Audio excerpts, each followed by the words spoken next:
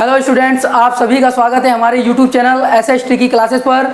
आज हम पढ़ेंगे हिंदी व्याकरण के अति महत्वपूर्ण भाग को, जिसको हम संधि कहते हैं। और संधि के हम भाग को भी पढ़ेंगे कि संधि कितने प्रकार के होते हैं। तो चलिए स्टार्ट करते हैं बिना देर करते हुए।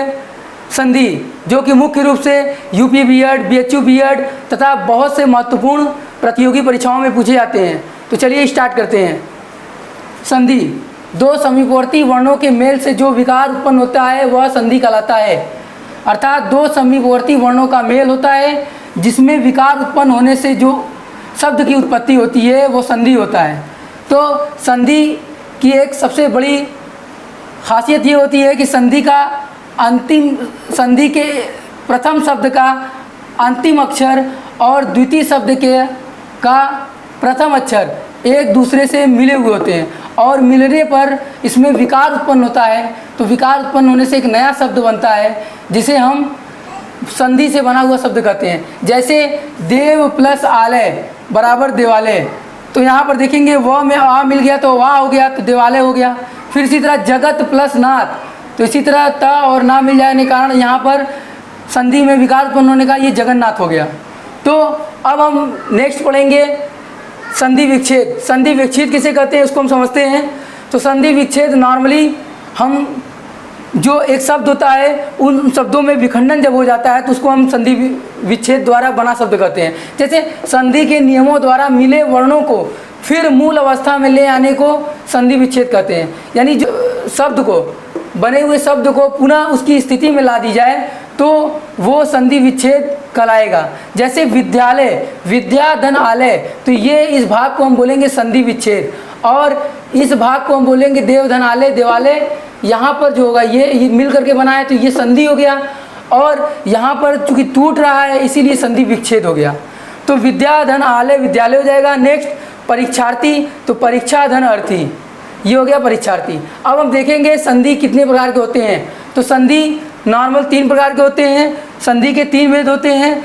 पहला स्वर संधि, दूसरा व्यंजन संधि और तीसरा विसर्ग संधि। तो हम स्टार्ट करेंगे संधि के प्रकार को। संधि के प्रकार में हम देखेंगे कि स्वर, पहला जो इसका संधि है वो स्वर संधि है। और स्वर संधि में हम देखेंगे कि दो स्वरों के मेल से जो विकार उत्पन्न होता है स्वर संधि कहलाता है। तो स्वरों के मेल से विकार उत्पन्न होने का तात्पर्य क्या है।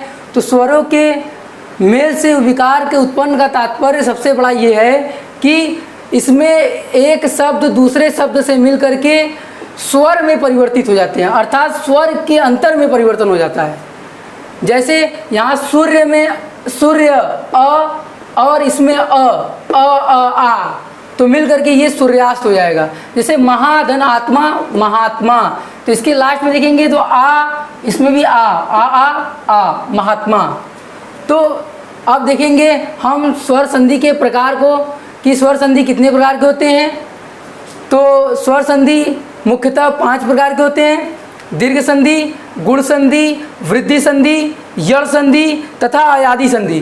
तो सबसे पहला हम पढ़ेंगे कि दीर्घ संधि। दीर्घ संधि में हम देखेंगे उसके रूल्स को देखेंगे और इसके कुछ एग्जाम्पल को हम सॉल्व करेंगे।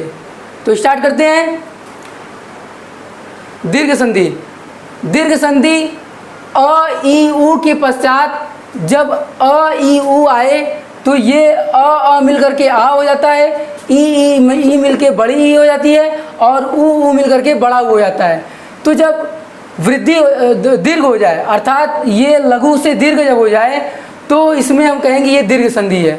तो दीर्घ संधि के एग्जाम्पल में सबसे पहला एग्जाम्पल हम देखते हैं। जैसे देखते हैं पहला एग्जाम्पल धर्म धन अर्थ।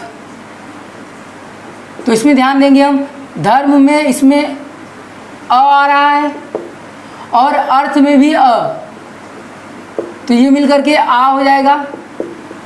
तो इस तरह से ये जो होगा धर्मार्थ हो जाएगा, धर्मार्थ। नेक्स्ट एग्जाम्पल देखते हैं। विद्या धन आलय, तो आ मिलके आ बड़ा हो जाएगा तो ये हो जाएगा विद्यालय। नेक्स्ट एग्जाम्पल देखते हैं हम। रजनी धन ईश, तो ये हो जाएगा रजनीश। ये भी दीर्घ संधि का उदाहरण है। अब हम देखेंगे नेक्स्ट, सत्य धन आग्रह, तो ये हो जाएगा सत्याग्रह। क्यों? क्योंकि यहाँ पर यह में अ और आ मिल गया आ, तो ये हो गया दीर्घ संधि। तो हम अब स्टार्ट करेंगे गुण संधि को।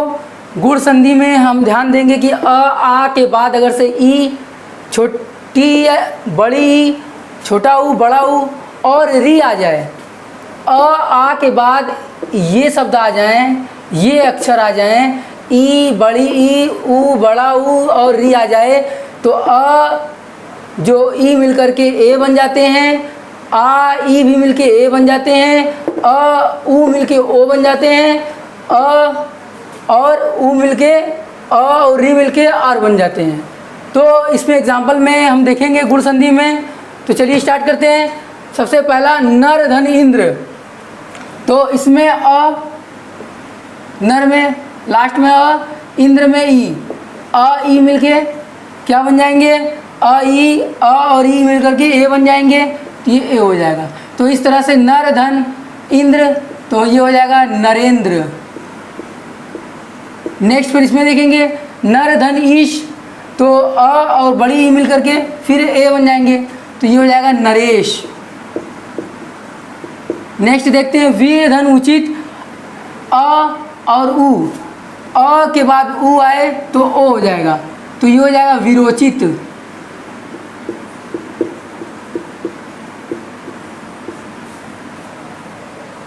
अब देखते हैं सूर्य धन ऊर्जा, तो अ और ऊ मिलकर के क्या हो जाएगा, ओ, तो ये हो जाएगा सूर्य धन ऊर्जा, सूर्योर्जा, सूर्योर्जा। अब हम पढ़ेंगे आगे नेक्स्ट वृद्धि संधि। वृद्धि संधि को हम ध्यान से देखेंगे। वृद्धि संधि अ आ के बाद अय आए, अ आ के बाद अय आए तो अय हो जाएगा, अ आ के बाद ए आए तो आए हो जाएगा, और अ आ के बाद ओ या आओ आए तो आओ हो जाएगा। जैसे एग्जाम्पल में देखते हैं, एक का एक, इसमें अ और ये ए तो मिल करके आए, बड़ा है, तो ये हो जाएगा एकाएक। तो हम इसको कहेंगे वृद्धि संधि। इसमें वृद्धि हो गया, अ ए मिल करके अय हो गया। सदा धन एव, तो आ और ए मिल के अय, सदैव, ये वृद्धि संधि हो गया। अब हम देखेंगे वन धन औषधि, तो अ ओ मिल करके और ओ मिल करके अ हो जाते हैं, तो देखेंगे वन धन औषधि, तो ये हो गया वनौषधि। अब हम आगे पढ़ेंगे यड़ संधि को। यड़ संधि को थोड़ा हम ध्यानपूर्वक देखेंगे। इसमें क्या होता है, ई, बड़ा ई, ऊ, बड़ा ऊ, री के बाद अगर से कोई भिन्न स्वर आता है तो ई का जो होता है य हो जाएगा, ऊ का वो हो जाएगा और री का र हो जाता है। और एक चीज़ और ध्यान देने योग्य बातें होती हैं कि यड़ संधि में हमेशा जो प्रथम शब्द होता है उसका अंतिम अक्षर जो है वो आधा हो जाता है, अर्ध हो जाता है। जैसे अति धन अधिक, तो इसमें देखेंगे ई और अ मिला हुआ है, तो ई और ई का क्या हो जाएगा, ई के बाद कोई भिन्न स्वर आ रहे हैं, तो ई के बाद आ रहा है, तो इस तरह से ये य हो गया। तो हम देखेंगे ई और अ मिल करके य बनेंगे, तो ये हो जाएगा अ, और प्रथम शब्द के अंतिम अक्षर का जो अक्षर होगा वो अर्ध हो जाएगा, तो ये अर्ध हो गया। और य ई और अ मिल के य, तो यह मिल के हो जाएगा अत्यधिक, अति धन अधिक अत्यधिक। नेक्स्ट इति धन आदि, तो यहाँ पर भी यही होगा, आधाता हो जाएगा ये, और इसका ई और आ मिल के या हो गया, आ हो गया, तो ये या इत्यादि, इति धन आदि इत्यादि।